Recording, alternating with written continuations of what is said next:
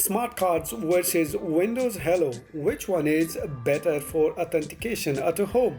In this video, we are breaking down the pros and cons of both, so you know which one suits your security needs best. Smart card authentication uses a physical card, like a secure ID, to log into your computer or system. It's usually used in offices, government settings, and high security environments. Windows Hello, on the other hand, uses biometrics like your face or fingerprint to log in. No cards, no password, just you and your device. It's fast, simple, and built right into Windows 11. Both are secure, but in different ways. Smart cards are harder to hack digitally, but they can be lost or stolen. Windows Hello uses encrypted biometric data that stays on your device, reducing risk. Smart cards need to be with you all the time. If you forget it, you are locked out.